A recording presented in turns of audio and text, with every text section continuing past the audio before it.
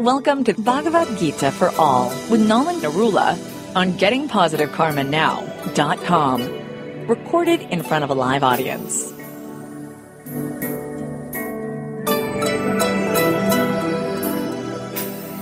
Om Namo Bhagavate Vasudevaya. Om Namo Bhagavate Vasudevaya. Om Namo Bhagavate Vasudevaya.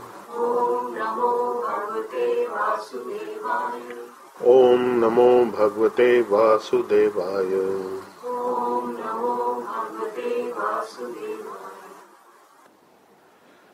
So last time we had completed text 8 of chapter 8 of the Bhagavad Gita, and in that chapter 8, the 8th text, Krishna is saying, Abhyasa yog yuktena chetasa naanya gamina parmam purusam divyam yati partha anuchintayan.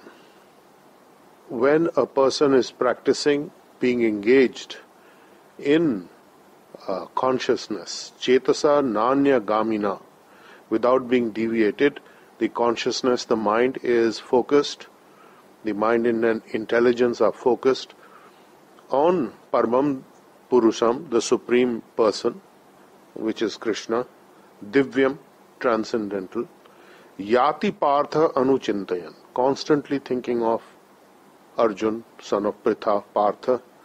Such a person achieves the transcendental, he achieves transcendental consciousness and he attains to me, he reaches me. The important point is nan chetasa nanya gamina. So how is that going to happen?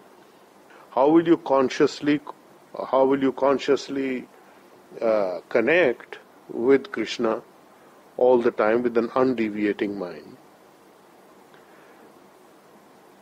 Now this is, you cannot go through your daily activities with your attention focused on Krishna only.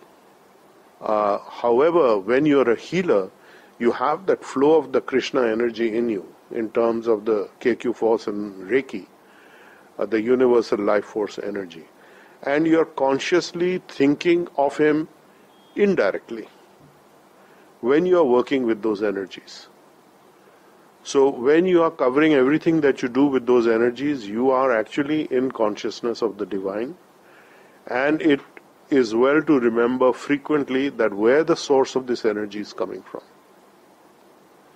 So that source again is Krishna himself, as we have spoken about earlier also, where Krishna says in chapter 6 and 7 that those who connect with the super soul aspect within and understanding that, they understand the super soul is present in others, the Atma, Paramatma is there above the Atma. So then such a person serves me best. He does sevate mam, sevate, like that. So this is text 8, which we completed last time. And then Krishna is giving us the method further what we should do.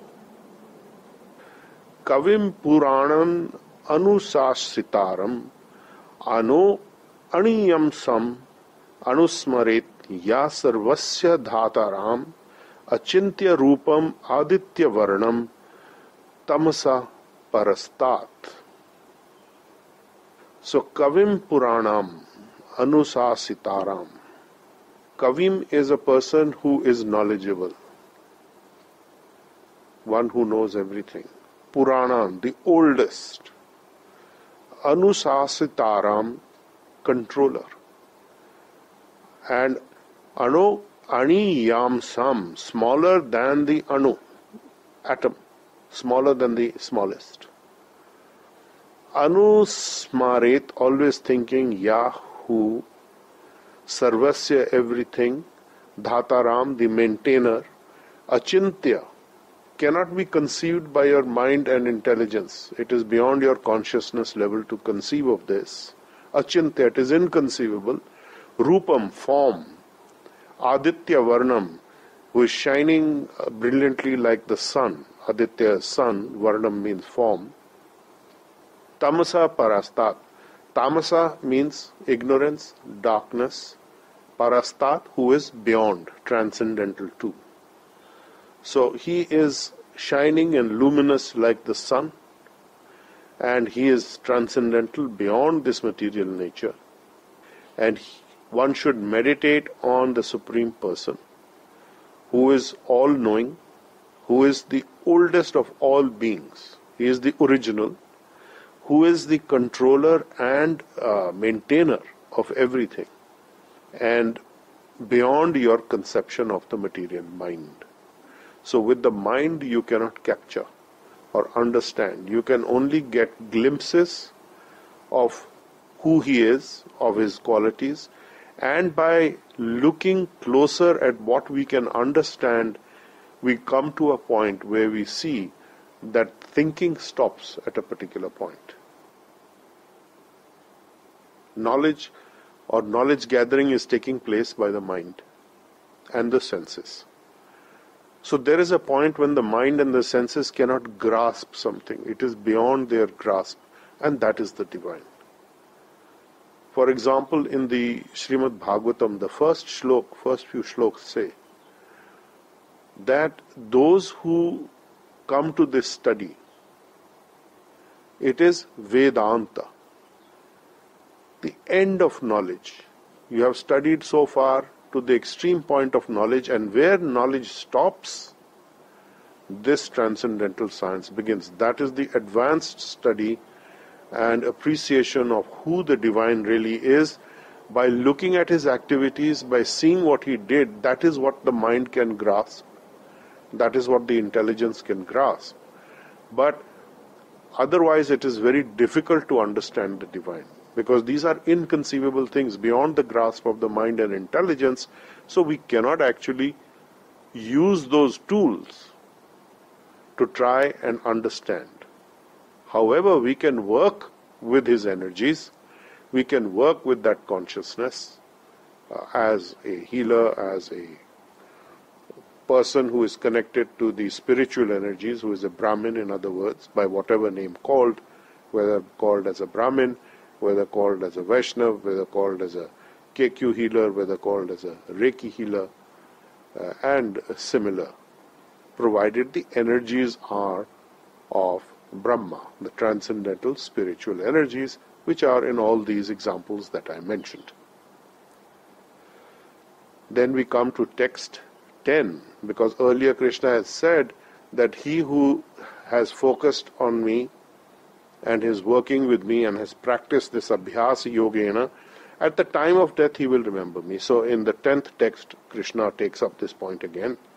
Prayana kale manas chalina bhaktya yukta yoga balena cha eva bhruvo madhya pranam aveshya samyak sa tam param purusam upeti divyam. Prayan kale, at the time of death, manasa achalena, without being disturbed, deviated or unbalanced. Achal means without being deviated, moved, unbalanced. Manasa, the mind, without being deviated by the mind. Bhaktya yukta yoga balena, in full devotional service engaged. Bhaktya is in the devotional service, yukta being engaged, and yoga balena by the power of mystic yoga, not by power of mind, not by power of intelligence, by mystic yoga, which is also the healing energy that you have, the Brahma energy within. Cha eva bhruvo, between the two eyebrows, bhruva, the eyebrows. Madhye pranam, the life air. The prana is the life air which keeps you in this body. Avesya samyak, establishing fully, completely. Saha he tam param purusham upeti divyam. Sa tam param purusham upeti divyam. Such a person, he or she, that transcendental param, highest, purusham, the original person, the original generator of everything, upeti divyam, achieves this in the spiritual world, in the spiritual place. So that is the Vaikuntha Loks, and ultimately in Krishna's own home, which is Golok Vrindavan. So at the time of death, when you engage the mind, your consciousness rather, at the time of death, one who is fixing the consciousness of his prana, his air, life air, between the eyebrows. That is, why is that? Because that is the third eye chakra, just between the eyebrows and above. And that is the gateway to the crown chakra or to the transcendental zones higher up, going through the Antakaran, the pillar of light, the hidden light that is coming down. And such a person with full devotion engages himself in remembering the Supreme Lord. Such a person will certainly attain to the Supreme Personality, the original Krishna himself. Now, how will you remember? In devotion, the best way to remember is to chant the Maha Mantra, Hare Krishna, Krishna Krishna, Hare Hare, Hare Ram, Ram Ram, Hare Hare. Now, this is a sound vibration which is composed of air and space. So prana is one of the major airs in your body, and this is the prana is actually where your heart chakra is floating. The prana energy is what keeps your heart chakra going. That's the power that comes into your heart center. The apan vayu is what is downward moving, keeping you in this body, and prana is trying to go up. So this is then raised to your third eye chakra, and you remember Krishna whichever way you can. So the simplest and fastest way is to practice chanting the Maha Mantra, which is a sound vibration, which according to Chaitanya Mahaprabhu does cleanse the mirror of your consciousness. Cheto Darpan Marjanam, that is the first of the Shikshashtakam shloks that he ever left behind in writing. These are the 8 shloks, and this is the first one. Cheto Darpan Marjanam, beginning, cleanse the mirror of your consciousness. Cleanse the mirror of your mind. So this is very, very important. We'll come to that. Kleem is separate. Kleem is not referring directly to Krishna. It is a codified form of Kleem Krishnaya Govindaya Gopijana Vallabhaya Swaha. When you're thinking of Kleem, you're not thinking of Krishna. You're thinking of other things. So that is why this is called the Maha Mantra, because it is the greatest of all mantras for liberation from birth and death. So the point of this exercise will be that at the time of death, you focus on your third eye chakra between the eyebrows, chant the Maha Mantra, and because of chanting the Maha Mantra, the divine manifests. Because the Maha Mantra is non-different from the divine. It has all the potencies of the divine. So from there, the expansion of the divine will take place, and that's a very easy method at the end of your life to get to that point where you can be aware of Krishna. Then we have text 11. Yad aksharam veda vida vadanti vishanti yat yataya vitaraga yat ichhanta brahmacharyam charanti tatte padam sangrahena pravakshaye. So yad akshara veda vida vadanti.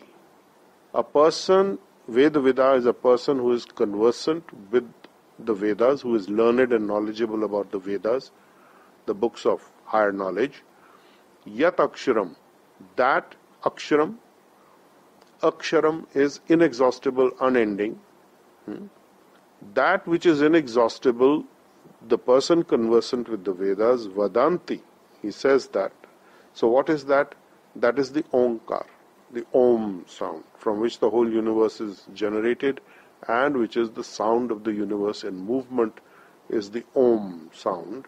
So that is Yad Aksharam Veda Vido Vadanti. Vishanti Yad Yatayu Vitaraga Yat Ichhanta Brahmacharyam charanti tatte padam sangrahena pravakshyi. Yataya, such a person enters, Vadanti Vishanti enters Yat Yataya, the great sages, Vitaraga in the renounced order of life, Yat Ichanta desiring, celibacy is Brahmacharyam, Charanti practices, Tatte unto you that Padam situation, Sangrahena in summarized form, Pravakshe I shall explain to you. So persons who are knowledgeable and learned in the Vedas, who utter the Omkar sound, who are practiced in chanting the Om, who are the great sages in the renounced celibate order of life, enter Brahma. Right? Desiring such perfection, such a one is practicing brahmacharya or celibacy, and I shall now explain to you this process by which one may attain salvation. So there are a number of methods by which one can attain salvation. Krishna has given the overall theme that one whose consciousness is focused on me at the time of leaving his body, he will come to me. So now he is giving the range of what is possible by those who are wishing to practice certain things. So the first thing is that people who are chanting the Om, and who are celibate and who are desiring to enter the Brahma energy directly, and who are in the renounced order, desiring that perfection, they practice celibacy, and I shall now explain to you how this process works so that they can get salvation. So this is one method that he is going to explain, and that is in text 12.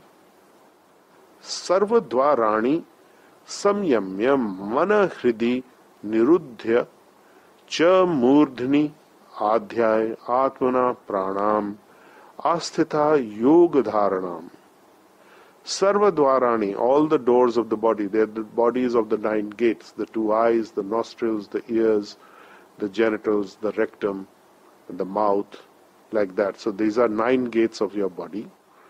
So Sarvadvarani, all the doorways of the body, Samyamya, controlling, Mana, mind, Hridi, the heart, Niruddhya, confined to, Murdhini, the head, Adhaya, fixed, Atmana, the soul, Pranam, the life air, Asthita, situated, Yoga Dharanam, situated in the yogic positioning.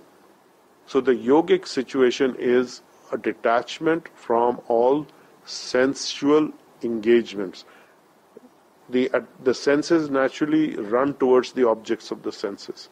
The eyes see a form, the ears hear something, the mouth tastes something, and the genitals are wanting to engage in some procreative activity and so on and so forth. The rectum is engaged in eliminating the waste materials from the body and the urethra and so on.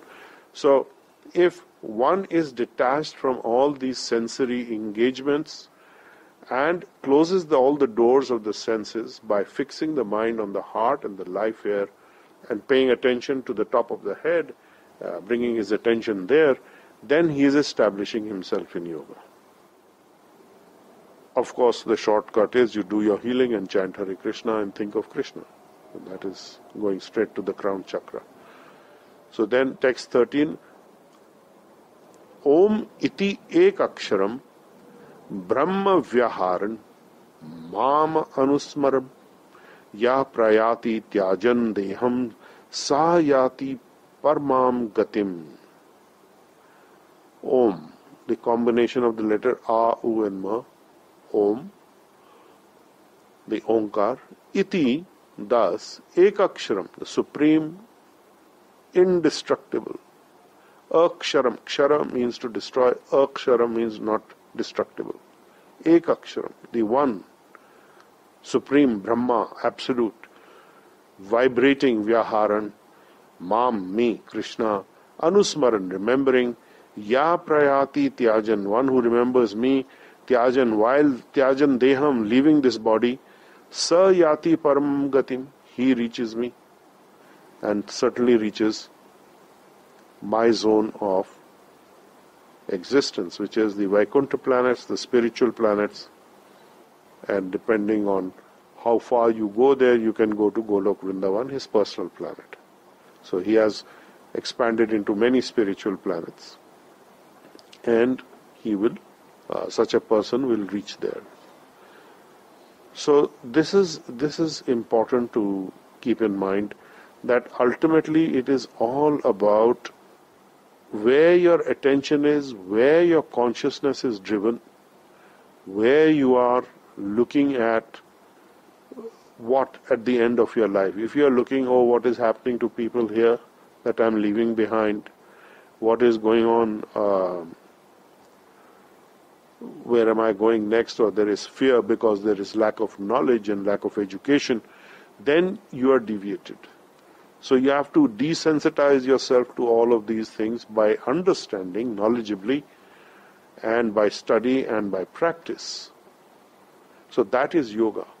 So yoga abhyasena, so that yoga is to be done, and one has to work with these understandings.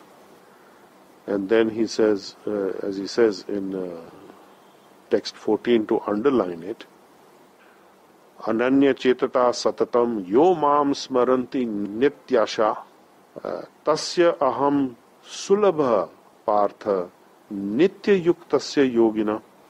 Ananya cheta satatam, one without deviation. Again he is mentioned here, mentioned in the 8th text also, and then now Ananya chetasa, without deviating your consciousness, that is the mind and intelligence. Satatam ya mam, one who smarati, remember. Smaran means to remember. Smarati comes from smaran. Nityasha, regularly. That means practice. Practice, practice, practice. Tasya aham sulabha. To him, aham, I am, sulabha, very easy to find, very easy to get, very easy to achieve. Partha, son of Pritha. Nitya yuktasya yogina. So you practice this regularly. One who does this regularly, he will easily attain to me. He will come to me very quickly. So that's the bottom line. Whichever methodology you use that gets you there to Krishna, he has mentioned two things. One is that your consciousness must be engaged on him.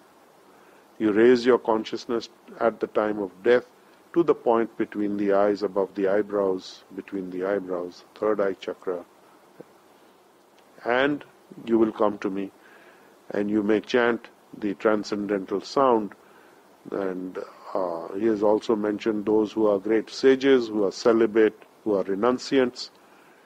They achieve this by chanting Om and various related mantras. In our case, for us, the easiest thing to do is to chant the Hare Krishna Maha Mantra, because it does not require us to be great sages. It does not even ask for us to follow any regulative principles to begin with. Gradually, as we purify through the chanting of the sound, we will come to that point of withdrawing from the sensory objects of the senses in time. So that's not a problem. And the final test, as he mentions, is at the time of leaving your body. So at the time of leaving your body, if you are thinking of Krishna anyhow, somehow, whichever way, you are free and clear. That's the understanding. Constant engagement in devotional service to Krishna is very, very important. And why is that? That is because Krishna has earlier said, people who are wanting to get rid of old age and death approach me, who don't want to get old, who don't want to die. And of course, disease and rebirth is always there. Those who want to escape from this, they approach me. So then he says in text 15 of chapter 8, Mam upetya puna janma dukha alayam asaswatam na apnuvanti mahatmana sansiddhim paramam gata. Mam upetya punarjanma dukhalayam asaswatam. So, what is Dukhale? Dukhale is a place of misery, which is this material world. Birth, death, old age, disease, trouble of the mind, trouble by other people, Adi Devik, Adi Bhautik, and Adi Adhyatmic troubles from your own mind and body, troubles from nature, from the demigods, trouble by other living entities, and so much other trouble. Also, birth, death, old age, and disease. So this is Ashasvatam, temporary. This temporary place. So one who achieves me, such a great soul, who are Mahatmana, great souls, and who is Mahatma? I said earlier, Bahunam Janmanam Ante, Vasudeva Sarvamiti Sa Mahatmana Durlubha. So Vasudev means the source of everything and also refers to Krishna. Such a great soul attains perfection ultimately because of that they do not ever return to this material zone. So this is his absolute verdict and his statement, which cannot be shaken. It is absolutely pakka, so to speak. And to underline it again, he is going in text 16 to make it very, very clear. Abrahma bhuvanat loka puna avartina arjuna mam upetya tu kaunteya puna janma na vidyate. Abrahma bhuvanal loka, from the highest planetary system up to the highest Brahmalok, the place of Lord Brahma, which is the highest of the 14 planetary systems in the material universe, all the lokas, all the planets. Puna, again, avartina, returning, Arjun, you do not. You do not come back. Puna janma na vidyate, never takes rebirth again. If you go to the Brahmalok, you can take rebirth. But usually, at the end of Brahma's life cycle, Brahma goes to the spiritual sky, taking all the souls with him. But all the way up to the Brahmalok, from the lowest place to the highest place, the whole material world, everything is a place of misery. Even Brahmalok is a place of misery, ultimately. There is no old age and disease, but there's birth and death. So that's why Krishna has mentioned birth and death earlier and has not mentioned old age and disease, because that happens in the lower planets. In the higher planets, there's no old age and disease as such. Of course, people age, but not the way they do in the lower planets, but there is death. He is making it clear, repeated birth and death take place. So that is because in the cycles of 1000 yugas in one day of Brahma, many planetary systems appear and are destroyed in cycles of 4 yugas. The Satyug, the Dwapar, the Kal Yug, and so on, like that. So these ages keep recycling, and there is destruction of the planets. And at the time of Pralaya, the only planet that remains is Dhruvlok. That's a special boon received by Lord Dhruv Maharaj, who is the grandson of Brahma. He said, I want to be greater than my grandfather's planet also, I should not be destroyed. So that is the pole star, the Dhruvlok. Beyond that, that remains. So from the highest planet in the material creation down to the lowest, every single one is a place of misery. So do not think going to the higher heavenly planets, Lord Indra's planet, Indralok, Indrapuri, heaven, is going to be something very nice, because that is also a place of misery. All kinds of miseries. They're battling demons, they're battling for their position, they want to maintain their chair like politicians. All that is going on. It's not a great place. There's misery. And repeated birth and death take place. So when the demigods are over, some of the demigods, when they finish with their cycle of what they're supposed to do, then they again are to be reborn. So it's a miserable condition. So this is impermanent, it is Dukhalaya. But one who comes to me, who attains to me, he never has to come back here. So we can understand that everyone who's in the material zone has not been in the transcendental zone directly. He has originated from the Supreme, but was never staying in the transcendental zone. It was always on the edge and then downfall, slowly descending into the various material universes, starting from the higher and working down to the lower. So we will pause here at text 16 of chapter 8 of the Bhagavad Gita. And if there are any questions, I will take questions. Anita, you may ask a question. Hello, sir. Good evening, sir. Good morning, sir. Good morning. Yeah. Please ask your question. I just wanted to know that you chant the Mahamantra during your healing, and you can chant it otherwise as well. Well, you have to be attentive. The instruction is that one must be attentive while chanting the Mahamantra. So if you are distracted by other things, it is better to set aside some time to chant separately. Casual chanting is not recommended, but it has no real downside. It will eventually purify you, but it is better that you can focus on the sound. The more you focus, the more energy you get. It is exactly the same that when you do your healing, we advise you that you should focus on the flow of energy, and then your consciousness goes to a different place. Okay? Right, sir. Okay. Thank you so much, sir. You're welcome. Any other question anybody has? Yes, go ahead. So where was the soul in which planetary system or which mode before we came down here that we got so attracted that we had to come down here? Yeah, it is said that the soul appears in the borderline between the spiritual and the material worlds. And then depending on his attraction towards which side he wants to go, he is drawn to that side automatically. So he appears in the Vaitarani river very often, and there in a dizzy state of consciousness. It is said that when the soul, newborn soul comes, he's in a dizzy state of consciousness, he's very giddy, and he is either going towards the spiritual, he's attracted directly there, or he's attracted to the material world. So wherever his attraction is, then he immediately finds himself there. And then the child is turned upside down to hang down to come here. He is coming there into the material world. If he goes into the higher planets, then it's not a birth the way that happens on this planet. Then slowly descending down, yes, it comes down. It is stated that the soul comes down in the form of rainfall. And then it goes into the ground, goes into the grains.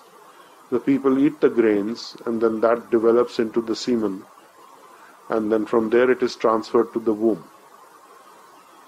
So that's how the soul appears in the material universe.